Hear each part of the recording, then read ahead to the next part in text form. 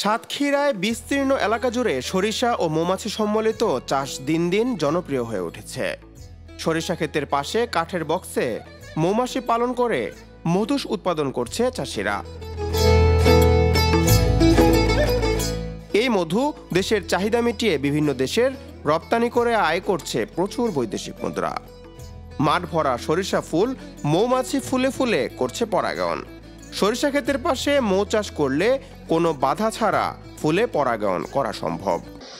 আমাদের এখানে 150টা মৌবাক্স আছে। প্রতি বাক্স থেকে প্রতি সপ্তাহে আমরা 2 থেকে 2.5 কেজি মধু পাচ্ছি। এবছর মৌমাছির অবস্থা অনেক ভালো। গতবারের তুলনায় আমরা আশা করি এবছর 1.5 গুণ মধু বেশি পাবো।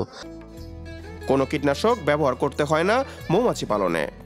আমন ধানের পর দ্বিতীয় ফসল হিসেবে সরিষা ক্ষেতের পাশে কাঠের বক্সে মৌমাছি পালন করে মধু উৎপাদন করা হচ্ছে।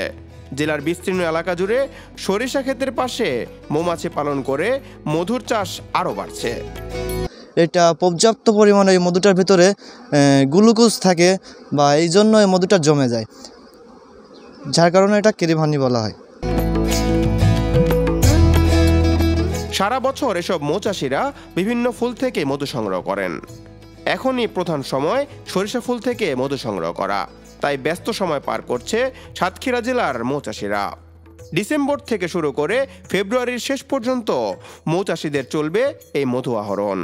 সরকারিভাবে এসব মৌচাষিরা সাহায্য সহযোগিতা পেলে আরও প্রসার করতে পারবে মৌচাষিরা।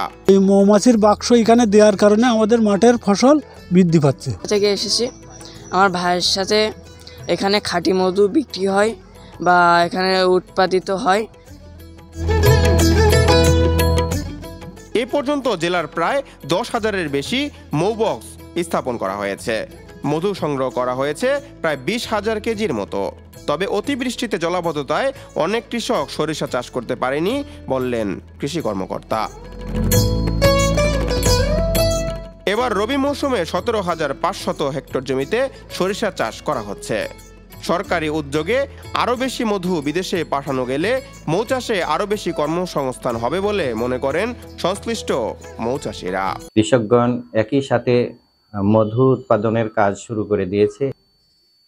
এ পর্যন্ত মধু উৎপাদন হয়েছে 9,000 কেজি। আমরা লক্ষ্যমাত্রা রেখেছি 75,000 কেজি বা 75 মেট্রিক টন। ইনশাল্লাহ আশা করছি যে এই লক্ষ্যমাত্রা অর্জিত হবে। মৌমাছি সরিষার সঙ্গে পালন করলে এখানে ফলন 15 থেকে 20 ভাগ বেড়ে যায়, কারণ পরাগায়নে সহায়তা করে। অপরদিকে মধুও সংগ্রহ করা যায়। একই সাথে দ্বৈত ফসল নেওয়া যায়, এতে বেকার যুবকদের কর্মসংস্থান হচ্ছে। আর সরিষা অত্যন্ত একটা মজার ফসল, যে ফসলটি একটু ঘন হলে উঠিয়ে শাক হিসেবে খাওয়া যায়।